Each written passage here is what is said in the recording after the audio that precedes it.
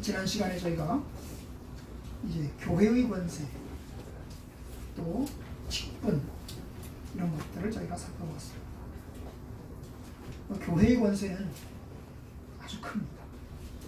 천국에 들어가게 할 수도 있고 천국에 못 들어가게 할 수도 있는 것이 교회의 권세입니다.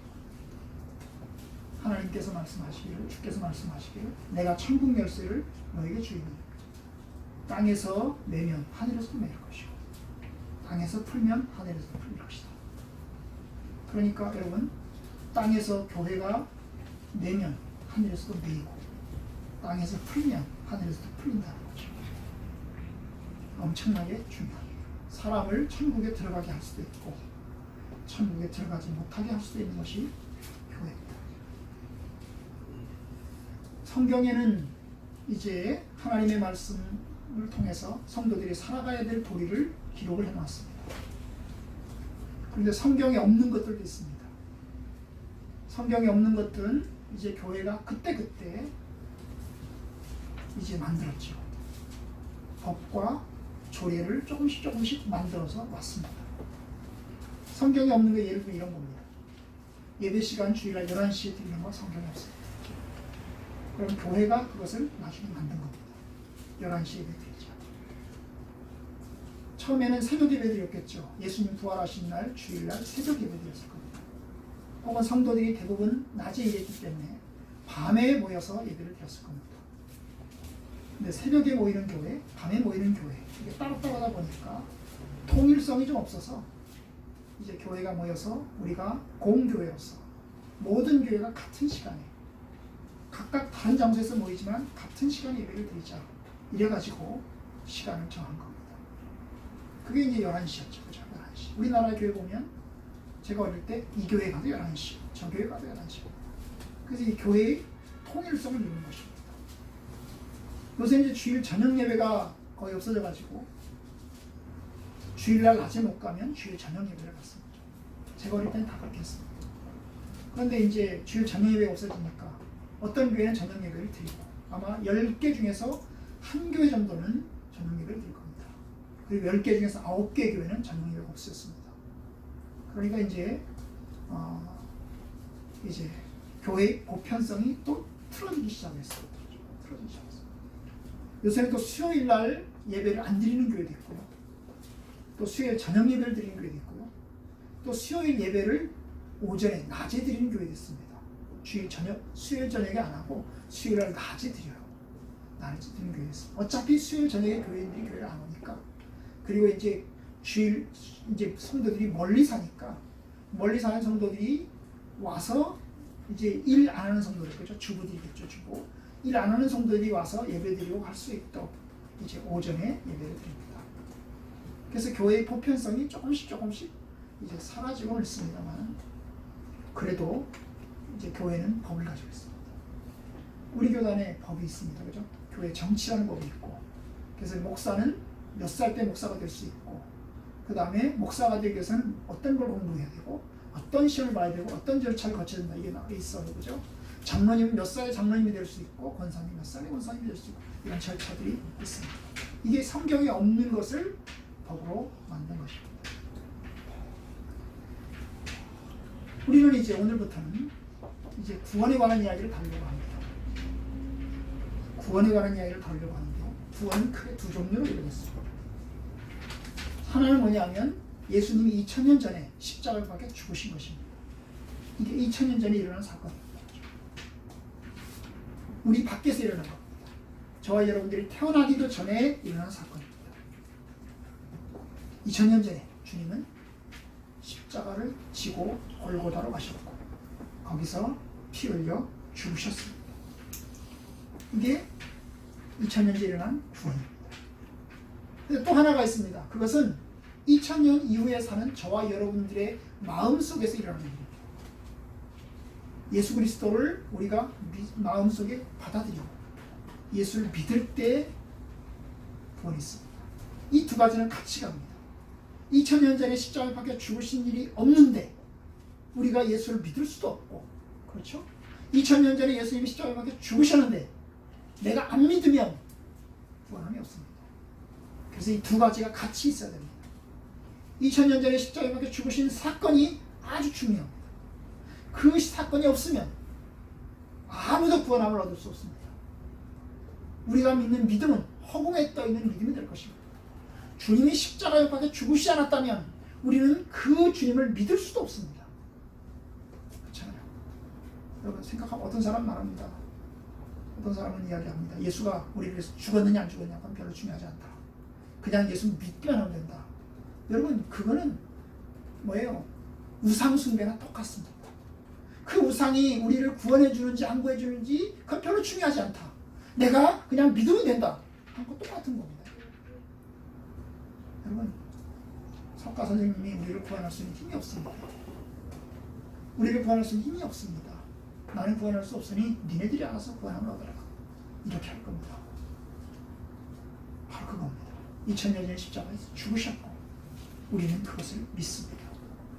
바로 이것이 이제 오늘 우리가 살펴보고자 하는 내용입니다. 그것을 부르심이라고 합니다. 부르심. 근데 부르심에는 두 가지 부르심이 있는 거예요. 외적인 부르심이 있고 내적인 부르심이 있는 겁니다. 그걸 오늘 우리가 살펴보게 될 겁니다. 자, 270번부터 봅시다. 이 주보에 이제 문답에 있습니다. 사무엘 루터포드의 요리문답의 270번부터 시작해서 보겠습니다. 270번 구속이 적용되는 자들은 누구이며 적용되는 길은 무엇인가? 그리스도는 그의 성령으로 교회의 이생에선 성도의 기쁨과 죄의 용서를 오는 생애에선 몸의 부활과 영생을 수여해 주신다. 네, 여기 구속이라고 나왔습니다. 구속. 이 구속은 예수님의 십자가를 의미합니다. 예수님이 우리를 위해서 2000년에 죽으신 사건. 그게 구속입니다. 구속. 네, 그게 구속입니다. 그러면 적용입니다. 구속이 적용됩니다. 이 적용된다는 말은 뭡니까? 2000년 전에 죽으신 사건이 우리하고 어떻게 연결되냐 그 말입니다. 만약에 이게 적용이 안 되면 예수님이 십자가에 죽으신 것이 따로 있고 내가 따로 있는데 이게 적용이 안 되면 그 구원은 나의 구원이 되지 못합니다. 십자가의 죽으심이 나의 죽으심이 되지 못하는 것입니다. 바로 그거예요. 그 적용되는 자들이 누구냐는 거예요. 누구냐? 첫 번째 질문 누구냐? 그것은 교회죠. 그리스도는 그의 성령으로 교회가 적용됩니다. 세상 사람들에게 적용되는 게 아닙니다. 세상 사람들이 예수님의 십자가를 통해서 구원받는 게 아닙니다. 여러분 예수를 믿든지 안 믿든지 모두 다 주님이 모든 사람에서 다 죽었으니까 모든 사람이 다 구원받는다. 그러면 예수 믿을 필요 없습니다. 교회 나올 필요 없습니다. 그죠? 구원받는 사람은 누굽니까? 교회입니다. 교회. 모든 사람을 위해서 죽으신 게 아닙니다. 모든 사람을 구원하지 않습니다. 어떤 사람은 이야기합니다. 주님은 만민을 위해서 죽으셨다. 그러니까 예수 안 믿어도 구원받는다. 이런 이야기하는 사람들이 있어요. 이제 여러분이 신학을 조금 공부하면 익명의 그리스도인이라는 말이 있습니다. 익명의 그리스도인. 예수 믿는 사람들은 공개적인 그리스도인들이고 그러니까 공개적으로 내가 예수를 믿겠다고 고백하고 교회에 나와서 세례받고 예배드리고 성찬식에 참석하는 성도들. 그리고 익명의 그리스도인은 뭘까요?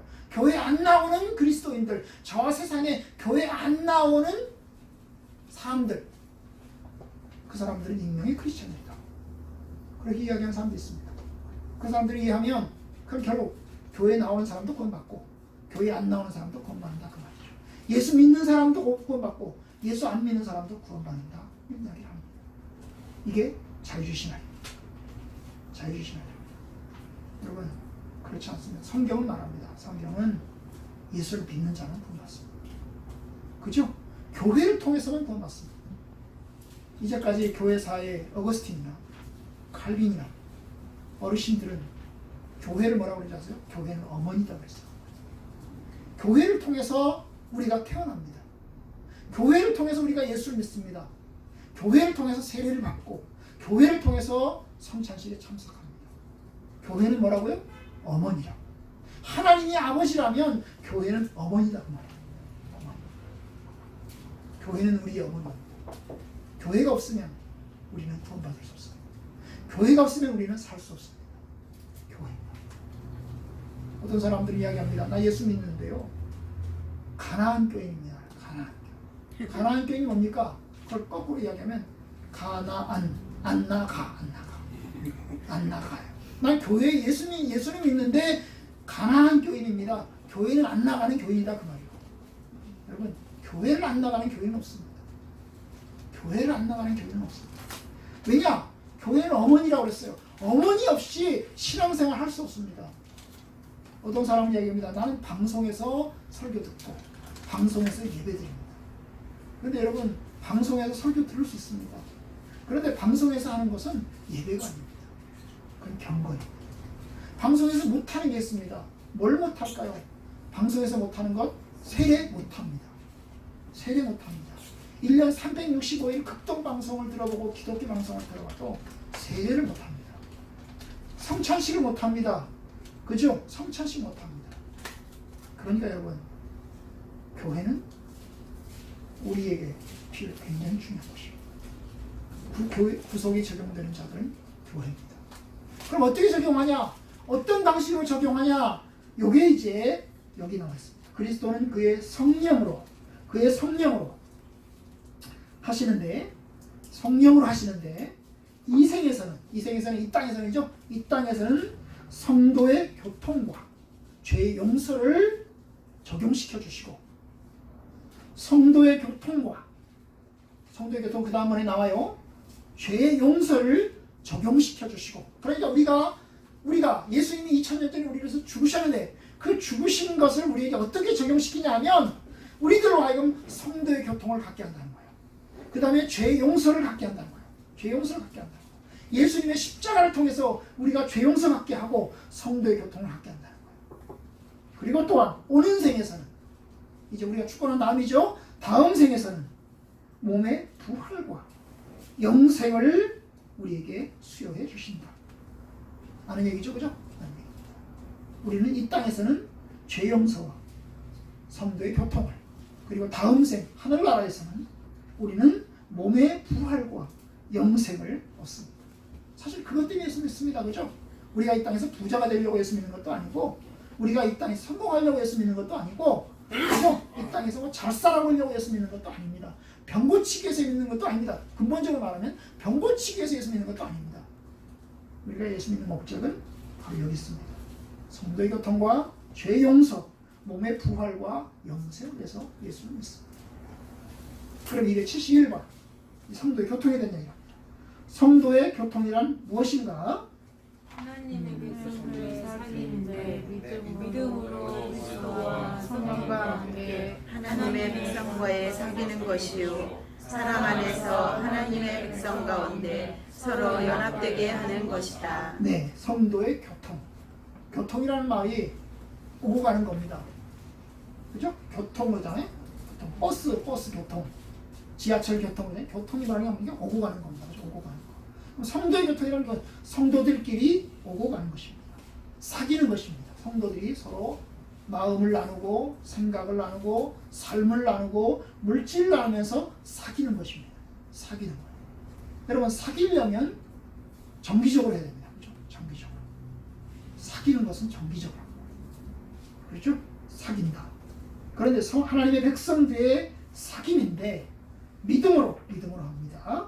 그리고 그리스도와 성령과 함께 하나님의 백성들과의 사귀는 것이고, 그리고 또한 사랑 안에서 하나님의 백성 가운데서 서로 연합하게 하는 것이다. 연합한다는 말은 서로 하나가 되게 한다는 거예요. 서로 연합하게. 서로 사귀어서 서로 하나가 되게 합니다. 이 성도의 교충에서 굉장히 중요한 게 뭘까요? 성찬식. 여러분, 성찬식은 우리가 이제 1년에 뭐 어떤 교회는 1년에 2번 하는데, 우리는 이제 올해는 6번 하기로 했죠. 6번을 하기로 했는데, 또 어떤 데서는 매주마다 합니다. 성공회 같은 경우는 매주마다 합니다. 매주마다 하는데, 여러분, 성찬식을 통해서 뭘 합니까? 성도들이 같은 떡을 먹고 같은 포도주를 마십니다. 성찬식과 함께 연결된 것이 뭡니까? 애찬이죠. 애찬은 점심 식사죠, 그죠? 점심 식사. 어떤 교회는 큰 교회가 되면 이제 전 교인들에게 밥을 못 주니까 이제 몇몇 봉사하는 사람들만 밥 주고 나머지 교인들은 이제 집에 가라고 합니다. 또 어떤 교회는 전 교회가 이제 점심시간에 빵을 다 줍니다. 예배 끝나고 나면 빵을 다 줘요. 우유를, 빵과 우유를 다 나눠줍니다. 그리고 빵과 우유를 마시고 나서 조금 있다가 우유 예배를 드려야죠. 그렇게 합니다. 여러분, 같이 먹는 겁니다. 같이 먹는 것이 성도의 사귐에 굉장히 중요합니다. 그렇잖아요. 서로 말도 하고 대화도 하고 같이 먹고 같이 마시고 그러면서 이제 서로 사귀어가는 것입니다. 그리고 그렇게 해서 하나가 되어가게 합니다. 이게 교회입니다. 그죠? 성도의 교통이라고 하는 것은 바로 교회를 의미하는 것입니다. 교회를 이루게 하는 것입니다. 자, 272원 봅시다. 272원. 하나님의 영이 우리를 그리스도와 하나란 말 바로 위에 나와 있는 거죠. 그리스도의 영이 우리를 그리스도와 하나 되게 하는 일은 몇 가지인가? 내적인 성화나 거듭나게 하심과 그의 피로 우리의 의롭다 하심 두 가지이다. 네. 자, 우리가 이제 어떻게 성도의 교통을 갖게 되고 어떻게 하나가 될 수 있느냐 그 말입니다. 바로 271번에 대한 보충적인 질문입니다. 어떻게 우리가 성도의 교통을 가질 수 있고 우리가 어떻게 하나가 될 수 있느냐? 그러기 위해서는 전제가 필요한 거예요. 뭐가 필요한 겁니까? 내적인 성화, 거듭나게 하심, 그의 피로 우리를 의롭다 하심, 이게 있어야 합니다. 다시 말하면 뭡니까? 우리가 하나님의 백성이 되어야 됩니다. 여러분, 하나님의 백성이 되지 않고 거듭나지 않고 성화되지 않고 의롭다 하지 않고 의롭다 하심을 입지 않고는 우리가 하나님의 백성이 되지 못합니다. 여러분, 교회에 오면 교회에 와도 물과 기름이 있어요. 물과 기름. 물과 기름이 합쳐지나요? 안 합쳐지죠. 안 합쳐집니다. 우리가 가끔 이제 어쩌다가 우리 교회 신천지 교인이 왔다 갔습니다. 신천지 교인이 왔다 갔는데요. 신천지 교인이 오면 느껴집니다. 사도신경 할까요? 안 할까요? 안 합니다. 찬송가 부를까요? 안 부를까요? 안 부를까요? 저쪽에 있을 때 왔다 갔어요. 저쪽에 있을 때 왔다 갔어요. 여러분, 물과 기름이에요. 물과 기름. 응? 물과 기름. 하나가 될까요? 안 됩니다. 물과 기름이 하나가 되나요? 막 섞어서 막 흔들면 하나가 됩니까? 하나가 안 됩니다. 하나가 안 돼요. 딱 분리가 됩니다. 그죠? 물은 아래로 가라앉고 기름은 위에 뜹니다. 그죠? 뜹니다. 똑같은 거예요. 하나님의 백성이 하나가 되려면, 성도의 교통을 다루려면, 연합되게 하려면 뭐가 필요해요? 거듭나야 돼요. 의롭다 하심을 입어야 됩니다. 죄 용서를 경험해야 됩니다. 그래야 하나의 성도가 될 수 있어요. 하나의 성도가 될 수 있어요. 그렇지 않고는 성도가 될 수 있어요. 성도가 되는 것처럼 보였더라도 결국 궁극적으로는 갈라섭니다. 여러분, 이게 이제 이단이라는 말을 씁니다. 이단이라는 게 무슨 뜻인지 아십니까? 이단이라는 말은 끝이 다르다는 거예요. 끝단자에다가, 그죠? 달을 잊지 않습니다. 그래서 이단, 끝이 다른 거예요. 출발점은 같아요. 출발은 갑니다. 비슷하게 출발합니다. 그런데 가다가 쫙 갈라집니다. 그러면 사이비에 가서 교육을 받으시면, 새신자 교육을 받으면 별 차이가 없습니다.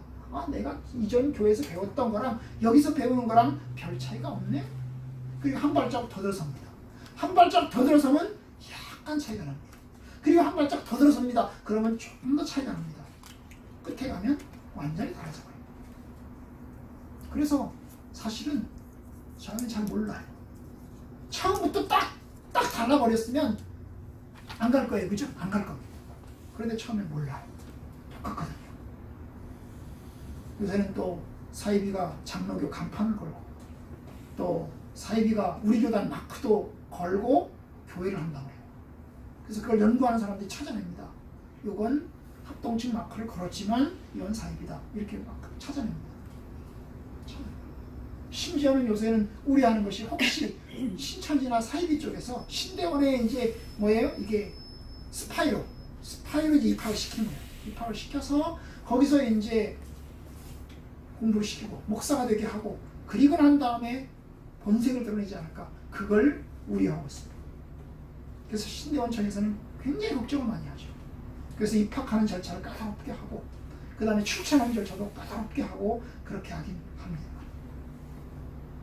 어쨌든 하나가 되는데 내적인 성화와 내적인 성화는 우리 마음속에 일어나는 겁니다. 우리 마음속에 일어나는 거룩하게 되어감과 그리고 거듭나는 것, 그래서 하나님의 백성이 되는 것, 의롭다 하심이 필요합니다. 그것 없이는 하나님의 백성이 될 수 없습니다. 그걸 위해서 그걸 확인하는 절차가 세례식입니다. 그걸 확인하는 것이 세례입니다. 세례를 통해서 그 사람의 신앙 고백을 확인하고 그걸 통해서 그 사람의 믿음을 확인하고 우리가 한 가족인가? 우리가 한 식구인가? 그래서 함께 하나가 될 수 있을까? 이걸 뭡니까? 확인하는 절차가 세례. 여러분 교회에서 계급이 있습니다. 교회에서의 계급이 있다면 목사와 성도의 계급이 아닙니다. 교회에서의 계급이 뭘까요? 유일한 계급은 목사냐 성도냐가 아닙니다. 유일한 계급은 그 사람이 세례 받았냐 안 받았냐. 세례 받았냐 안 받았냐. 세례 받았으면 그 사람은 교인이고 세례 안 받았으면 그 사람은 교인이 아닙니다. 세례 받기 전에는 예배를 드리는 게 아닙니다. 세례 받지 않은 사람은 예배를 드리는 게 아니고요. 옵서버입니다. 옵서버. 그 사람이 주 멤버가 아니고 옵서버로 앉은 겁니다. 그렇죠? 옵서버인 사람은 성찬식을 못 하잖아요. 그렇죠? 세례 안 받으면 성찬식 못 하잖아요. 멤버인 사람이 성찬식을 하잖아요. 그러니까 세례를 받았으면 멤버이고 세례를 받지 않았으면 옵서버예요. 세례를 받은 사람이 교인. 그게 계급입니다. 세례 받았다는 말은 하늘나라에 같이 들어가는 사람. 세례 안 받았으면 그 사람 하늘나라의 백성이 아직 아니라 그 말이에요. 바로 거기서 내적인 성화와 거듭나게 하심과 우리를 의롭다 하심. 이게 이제 우리를 하나가 되게 하는 출발점입니다. 그 다음 질문 273번. 그러면 성화란 무엇인가? 하나님의 성령이 일하시는 것으로 말씀으로 그의 성령을 우리 안에 넣으시고 우리 영의 능력을 새롭게 하시는 것이다. 네, 성화. 이건 272번의 보충절입니다. 그죠? 성화란 무엇인가? 그것은 성령이 일하시는 것으로 하나님의 성령께서 일하시는 것입니다. 목사가 일하는 게 아니고 여러분 개인이 일하는 게 아니고 하나님의 성령께서 일하는 거예요. 어떻게 일하실까? 말씀으로 그의 성령을 우리 안에, 우리 속에 집어넣으시고 우리의 영의 능력을 새롭게 하는 것이다. 죽은 영혼을 살리고 그리고 우리 속에 하나님의 생명을 집어넣는 것이 성화입니다. 그러니까 이거 누가 하는 거예요? 하나님의 성령께서 하시는 일이에요. 성령께서 하시고 성령께서 우리 속에 그의 말씀을 넣으셨어요. 그 말씀대로 살아가게 하고 우리의 영을 새롭게 하여서 하나님의 백성 되게 하는 것입니다. 그것이 성화입니다. 그 다음에 질문 봅시다. 274번. 여기서 하나님이 하시는 적절한 일은 무엇인가? 외적으로는 말씀으로 우리를 부르미요 은혜를 주사 부르심에 순종하도록 하시는 것으로 이를 내적 부르심이라. 네, 자 274번은 273번의 보충 질문입니다. 더 깊게 들어가는 거죠? 여기 들어가는 거. 하나님이 하시는 적절한 일, 성화에 있어서 하나님이 하시는 적절한 일이 무엇인가? 외적으로는 말씀으로 우리를 부르시니 은혜를 주사 부르심에 순종하도록 하시는 것으로 이를 내적 부르심이라고 한다. 자, 이 처음에 시작할 때 제가 두 가지라고 했죠. 2000년 전에 예수님이 십자가에 박혀 죽으신 사건이었고 2000년에 죽은 사건이었고 그 2000년 전에 죽으신 사건이 2000년 후에 사는 저와 여러분들에게 적용되는 게 있다죠. 적용된다고 했어요. 그죠? 적용돼야 됩니다. 2000년 전의 사건과 우리가 서로 연결되지 않으면, 적용되지 않으면 뭡니까? 예수님 따로 나 따로 그러겠죠? 예수님 따로 나 따로 구원받지 못합니다. 그런데 어떻게 적용하느냐? 적용됨에 있어서도 두 단계가 있다. 적용됨에 있어서 두 단계가 있다. 어떻게 적용돼요? 하나는 외적으로 말씀으로 우리를 부르시고 그 다음에 내적으로 은혜를 주사 부르심에 순종하도록 하시는 것으로 내적인 부르심이라고 합니다. 여기 그러니까 부르심이 두 개가 있다. 하나는 외부적인 부르심이 있고 하나는 내부적인 부르심이 있다는 겁니다. 외부적인 부르심이 뭐예요? 전도를 통해서, 설교를 통해서, 혹은 대화나 상담을 통해서 그 사람을 부르는 것이에요. 이게 외부적인 부르심이에요. 이 외부적인 부르심에는 아마 사람들이 개입되겠죠. 사람들이 개입될 것입니다. 목사나 선생님이나 혹은 전도자나 어떤 개인이 이제 개입될 것입니다. 외부적인 부르심, 말씀으로 우리를 부르는 겁니다. 그런데 내부적인 부르심이 있어요. 은혜를 주사 부르심에 순종하도록 하시는 것이. 이건 그 부르심, 전도나 혹은 말씀이나 가르침에 그 순응할 수 있도록 하는 겁니다. 우리의 마음의 작용이죠. 그죠? 우리의 마음의 작용인데 그 우리의 마음의 작용을 하게 하시는 것이 성령님의 은혜입니다. 성령님의 은혜. 이게 이제 우리가 하는 일이 있고 주님께서 하시는 겁니다. 오늘 첫 번째 말씀 읽었습니다. 봅시다. 에베소서를 보겠습니다. 에베소서를 봅시다. 첫 번째 말씀 읽었죠? 1장은 읽어보겠습니다. 여기에는 여러 가지 구원에 이르는 여러 가지 일들이 나옵니다. 1장 3절, 4절 제가 읽겠습니다. 찬송하리로다 하나님 곧 우리 주 예수 그리스도의 아버지께서 그리스도 안에서 하늘에 속한 모든 신령한 복을 우리에게 주시되, 이 모든 신령한 복은 그 다음에 나오는 것들입니다. 그 모든 신령한 복을 하나님께서 우리에게 주신다. 그럼 그게 뭐냐? 4절 곧 창세전에 그리스도 안에서 우리를 택하사 우리로 사랑 안에서 그 앞에 거룩하고 흠이 없게 하시려고 5절 그 기쁘신 뜻대로 우리를 예정하사 그리스도로 말미암아 자기 아들들이 되게 하셨습니다. 여기 보시면 하나님이 하시는 일들이 있습니다. 우리를 구원함에 있어서 여러 가지 일들을 하시는데 그 하나님이 하시는 일들이 있습니다. 뭡니까? 우리를 택하시는 겁니다. 창세전에 그리스도 안에서 우리를 선택한 거예요. 언제요? 우리가 태어나기도 전에. 창세전에 선택한다. 우리가 태어나기도 전에 선택하는 거예요. 창세기에 보면 이삭과 이스마엘 이야기가 나오죠. 아브라함이 아들을 낳았습니다. 한 사람은 이스마엘이었고 한 사람은 이삭이었습니다. 근데 하나님은 이스마엘을 선택하셨나요? 이삭을 선택하셨나요? 이삭을 선택하셨죠. 언제 선택하셨나요? 언제 선택하셨나요? 이스마엘이 태어나고 나서요? 아닙니다. 이삭이 태어나고 나서요? 아닙니다. 태어나기 전에, 임신도 되기 전에, 이삭과 이스마엘이 태어나기도 전에 하나님은 이미 이스마엘을 선택하지 않았습니다. 이삭을 선택했습니다. 아브라함을 불렀습니다. 내가 너에게 많은 아들을 줄 것이다. 많은 자손을 줄 것이다.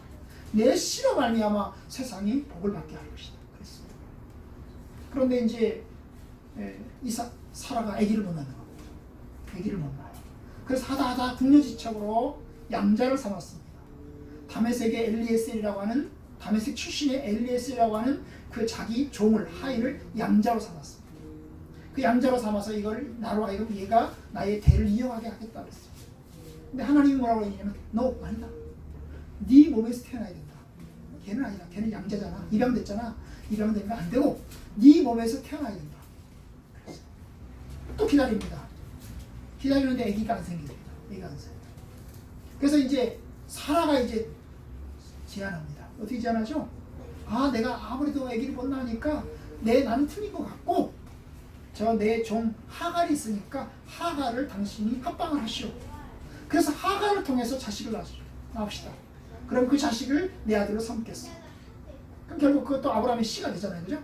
딴 여자, 밖에서 낳은 여자지만 어쨌든 아브라함의 씨잖아요. 그죠? 유전자 검사하면 그럴 거 아니야. 그죠? 그래서 아브라함의 씨가 될 테니까 이스마엘을 그렇게 해서 낳습니다.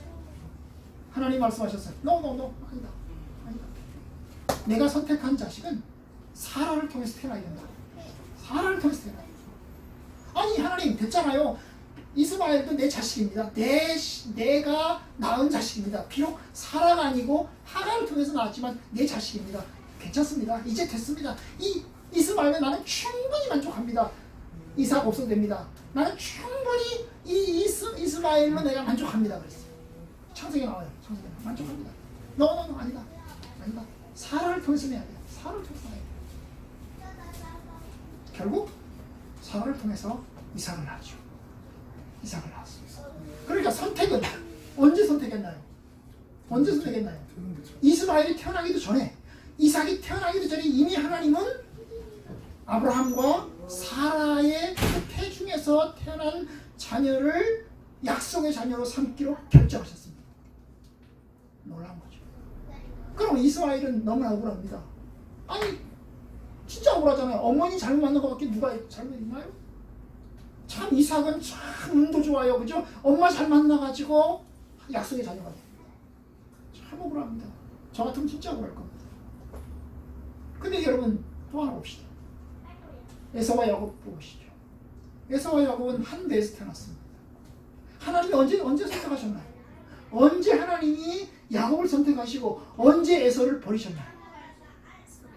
뱃속에서 뱃속에서 이미 하나님께 말씀하셔요. 네 뱃속에 두 아이가 있구나.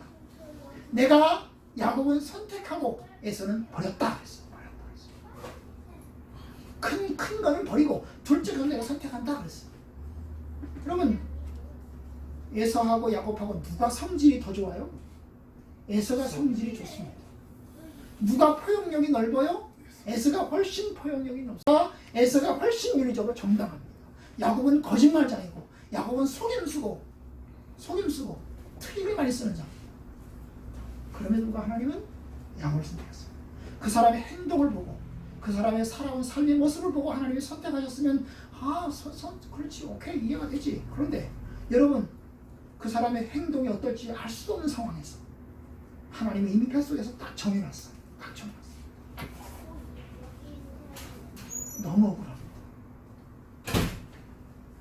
에서라면 너무 억울합니다. 제가 가끔 이야기하잖아요. 참 세상 불공평해요. 어떤 사람은 부잣집에서 태어나자마자 금수저 물고 태어나서 참 성공이 보장되는 경우가, 어떤 사람은 태어났는데 흑수저로 태어나서 정말 끝까지 흑수저로 갈 수밖에 없는 상황. 너무 억울하잖아요. 어떤 사람은 태어나는데 머리가 아주 좋게 태어나서 그냥 착착 돌아가고, 어떤 사람은 머리가 나쁘게 태어나고. 너무 억울합니다.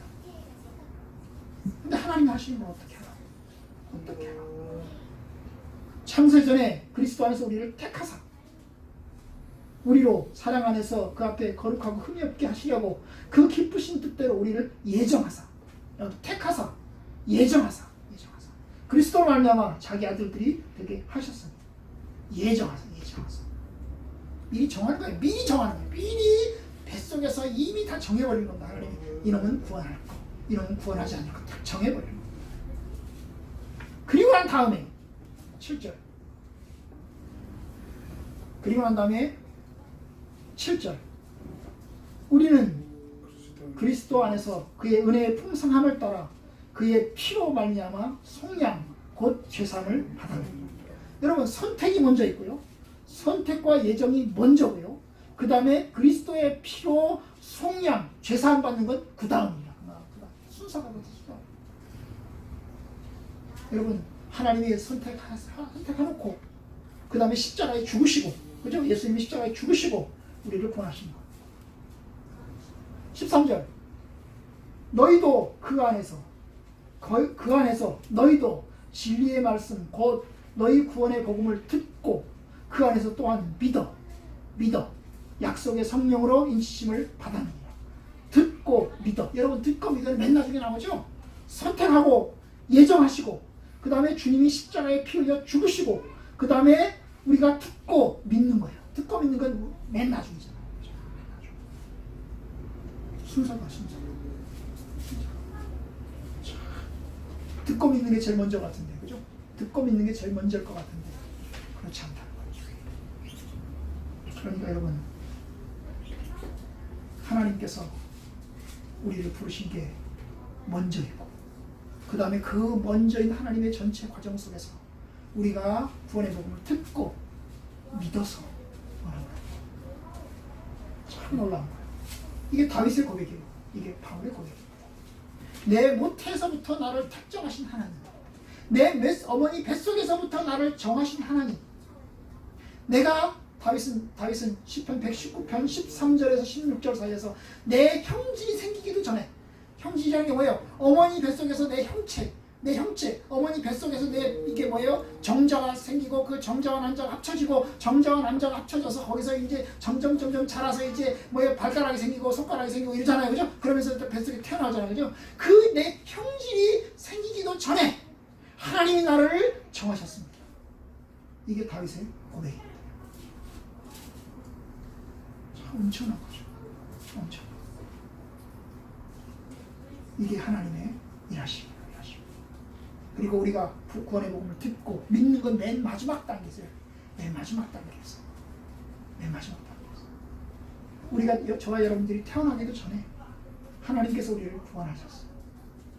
저도 태어나기도 전에, 여러분도 태어나기도 전에 저를 구원하셨다. 내가 이놈은 찍었다. 내가 이놈은 구원하겠다. 딱 찍어놓은 겁니다.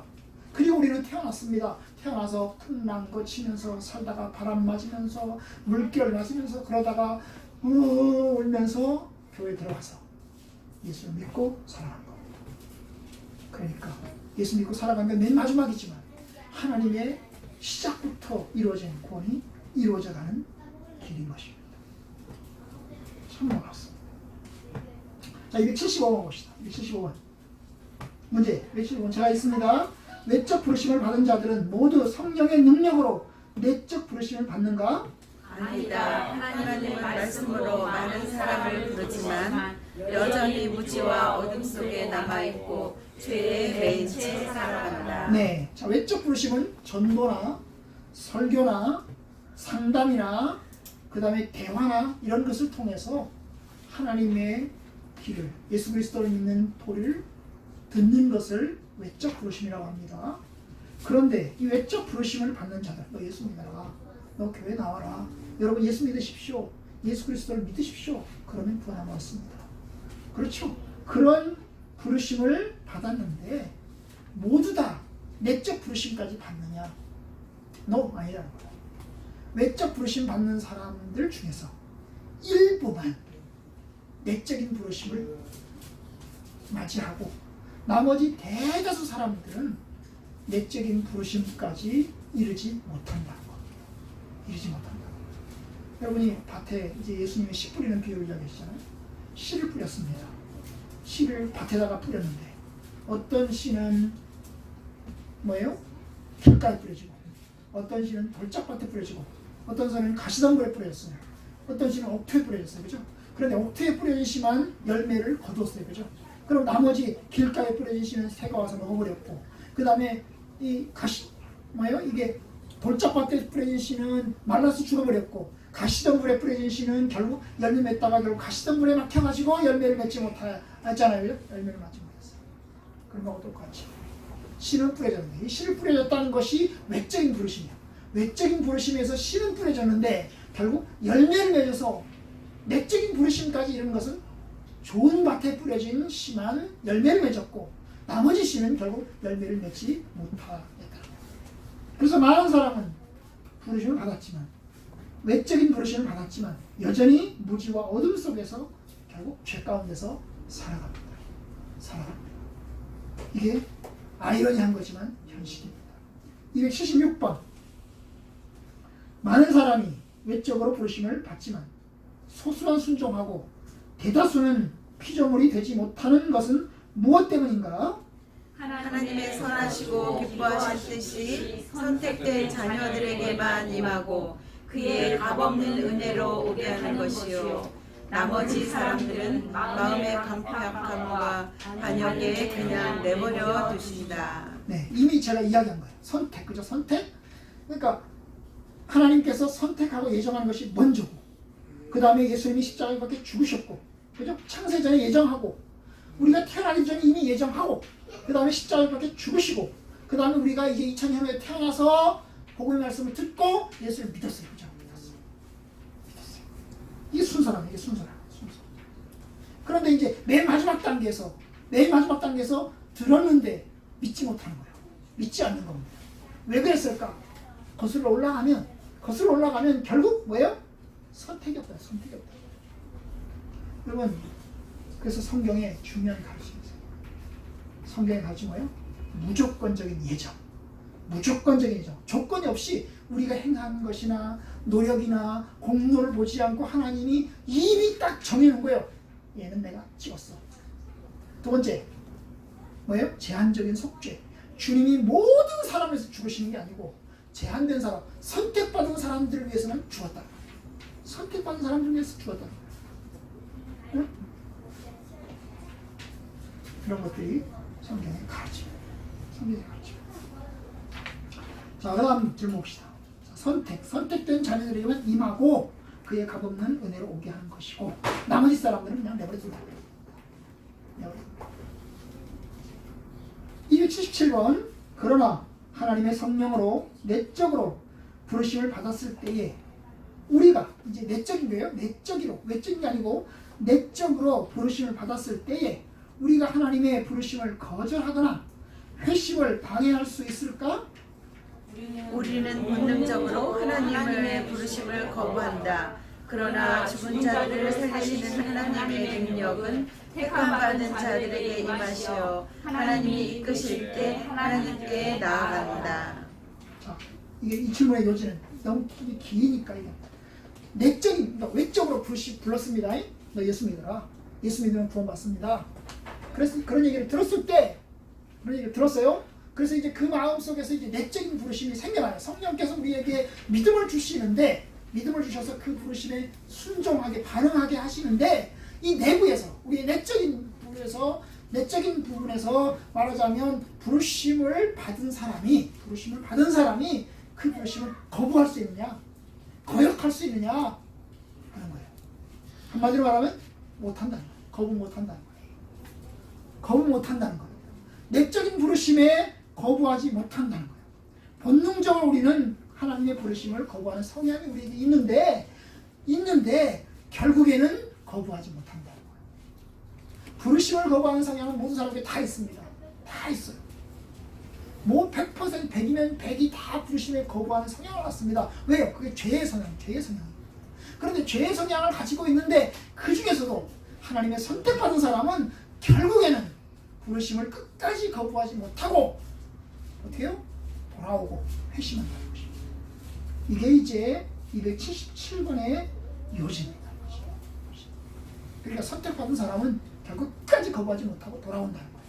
자, 마지막 질문 278번. 그렇다면 만일 하나님의 전능하신 능력이 우리를 새로운 피조물로 만들지 못한다면 말씀을 듣는 일은 헛된 것이 아닌가? 하나님만이 민물과 썰물, 바람을 일으키시지만 어부들이 그것을 기다리는 것이 헛되지 않으며 또 하나님이 자라나게 한다고 해서 어부들이 경작하는 것이 헛된 것은 아니다. 네, 자 이게 이제 마지막 질문인데요. 만약에 하나님의 성령께서 우리를 내적으로 불러서 믿음을 갖게 하는데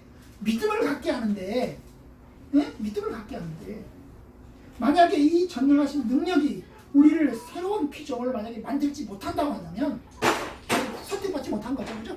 선택받지 못한 거죠. 부르심 받지 못한 거죠. 그럼 부르심 받지 못한 것이라면 결국 하나님 말씀 듣는 게 어떤 게 아니냐. 하나님 말씀 듣는 게 어떤 게 아니냐. 이 말은 뭐예요? 쉬운 말로 얘기를 하는 거예요. 전도를 했는데 저 사람이 예수를 믿는 사람들이 안 믿는 사람 있잖아요. 근데 대부분 안 믿잖아요. 안 믿는 사람들 앞에 결국 전도할 필요가 없겠네. 선택받은 사람은 그런 거 그냥 받을 거 아니야. 하나님이 선택한 사람은 전도를 극단적으로 못 들어도 그 사람 그냥 받겠네. 왜냐하면 선택받지 못한 사람은 아무리 전도를 들어도 구원 못 받을 것이고, 선택받은 사람은 전도를 못 들어도 하나도 전도를 못 들어도 결국 구원받겠네. 그럼 어디까지 가요? 전도할 필요 없겠네. 그냥 구원받은 사람은 구원받으라고 하고 그냥 내버려두지 뭐. 하나님이 알아서 구원하실 테니까 그 얘기까지 가는 거예요. 그 얘기까지 가는 거예요. 그래서 극단적인 사람들은 전도할 필요 없다. 전도 무용론을 얘기합니다. 전도할 필요 없다. 왜? 하나님이 선택한 사람 구원할 거니까. 저 사람이 예수 안 믿어도 구원할 거니까. 선택한 사람은. 선택 안 한 사람은 구원 못 받을 거잖아. 아무리 해도 구원 못 받을 건데 선택한 사람은 예수 안 믿어도 구원할 거 아니야. 선택했으니까. 그럼 전도할 필요 없겠네? 이게 이제 무용론. 그거에 대한 이야기예요.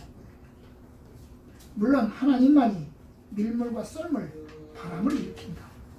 그리고 하나님만이 자라나게 하신다.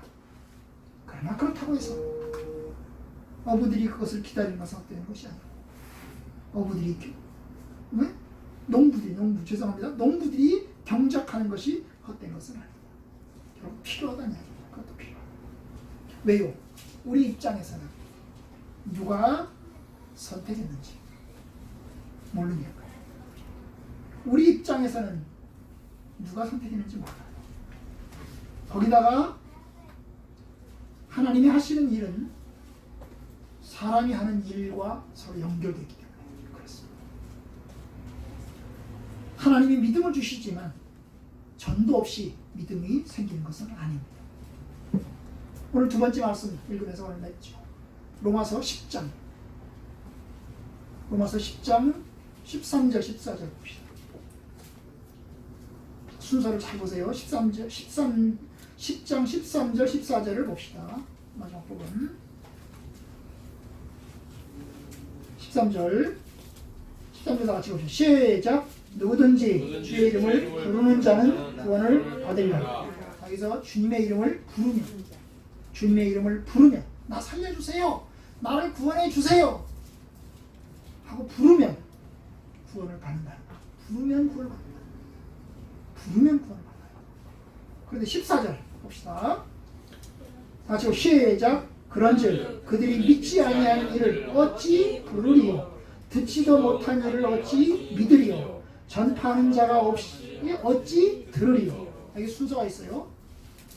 누구든지 주님의 이름을 부르면, 나 살려달라고, 나를 구원해달라고 부르면 구원함을 얻는데, 그런즉 믿지 아니하는 자는 어찌 부르지요. 믿지 아니하는 이를 어찌 부르리요. 그러니까 부르려면, 하나님의 이름을 부르려면, 예수님 나를 살려주세요 라고 부르려면 뭐가 필요하다는 거예요? 믿음이 필요하다는 거예요. 믿음이 없는 사람은 부르지 않는다는 거예요. 요지는 그렇습니다. 믿음이 없는 사람은 하나님을 부르지 않는다는 거예요. 믿음이 없는 자는 예수 그리스도의 이름을 부르지 않는다는 거예요. 믿음이 있는 사람이 부른다는 거예요. 누가 기도합니까? 믿는 사람이 기도하죠. 믿지 않는 사람은 기도를 안 합니다. 물론 어떤 사람은 그래요. 나 물에 빠져가지고 살려주세요, 살려줘요, 하나님 얘기합니다. 그건 믿는 게 아닙니다. 믿는 게 아니에요. 그건 본인이에요. 본인. 믿는 사람이 기도하는 겁니다. 믿는 사람이 부르는 겁니다. 자, 그러니까 부름에 앞서서 뭐가 필요해요? 믿음이 필요해요. 그런데 그 다음 뭐예요? 그 다음에 있어요. 듣지도 못한 일을 어찌 믿으리요. 자, 믿으려면 뭐가 필요해요? 듣는 게 필요하다. 듣고 난 다음에 믿고 난 다음에 부른다는 거예요. 그 다음에 뭐예요? 전파하는 자가 없이 어찌 들으리요. 결국 전하는 자가 있어야 되고, 전하는 자가 이야기를 해서 듣고, 그 다음에 듣고 난 다음에 믿고 난 다음에 부른다는 거예요. 여기서 맨 마지막은 뭡니까? 부르는 거죠. 부르는 게 맨 마지막입니다. 그죠? 하나님의 이름을 부르고 주님의 이름을 부르는 게 맨 마지막이에요. 그 믿음의 부름에 앞서서 믿음이 필요하고, 그 믿음에 앞서서 들음이 필요하고, 들음에 앞서서 전함이 필요한 거예요. 전함이 필요해요. 물론 그 다음 단에 가면 15절에 가면 보내심을 받지 아니하였으면 어찌 전파하리요. 그래서 보내심을 받은 사람이 전하고, 전하는 사람이 의해서 듣고, 듣는 사람에 의해서 믿고, 믿음에 의해서 부른다는 거예요. 결국 성경의 요지는 뭐예요? 믿으려면 들어야 된다. 듣지 않고 믿을 수 없다. 그래서 10장 17절 그러므로 믿음은 들음에서 나며 들음은 그리스도의 말씀으로 말미암았느니라. 결국 들음에서 나온다. 들음이 필요하다. 이 들음은 외적인 부르심. 그 외적인 부르심을 듣고 그 다음에 믿음이 생겨요. 믿음은 하나님이 주시는 거죠. 성령께서 주시는 것입니다. 성령에 의해서 믿음이 주어지는 것이고, 그래서 그 믿음에 의해서 뭡니까? 주님의 이름을 부르게 되고 주님의 말씀으로 나아가게 되는 것입니다. 이제 한 가지 얘기를 드리면서 마치려고 합니다. 결국 우리는 누가 선택받은 사람인지 몰라요. 누가 구원받은 사람인지 몰라요. 그죠? 그러니까 하나님이 선택한 사람은 하나님이 구원하실 것입니다. 그런데 누가 선택한 사람인지는 몰라요. 우리는 몰라요. 우리는. 어떻게 해야 됩니까? 결국 하나님 말씀을 전할 수밖에 없습니다. 하나님이 그 사람을 언제 부를지도 몰라요. 언제 구원으로 인도하실지도 몰라요. 그런데 하다 보면 언젠가는 예수를 믿고 구원함을 얻게 될 것입니다. 그러니까 결국에는 뭡니까? 내적인 부르심은 성령께서 하시는 것이지만 외부적인 부르심은 우리가 하는 거니까 결국 상담을 통해서, 대화를 통해서, 그리고 전도를 통해서, 설교를 통해서 예수 그리스도를 믿는 이야기는 계속할 필요가 있겠다. 그것입니다. 여러분이 염두에 두시고, 여러분 우리가 예수님의 구원을, 예수님 2000년 전에 주신 구원을 우리가 받아들여서 선한 열매를 맺으시기를 주님의 이름으로 축원합니다.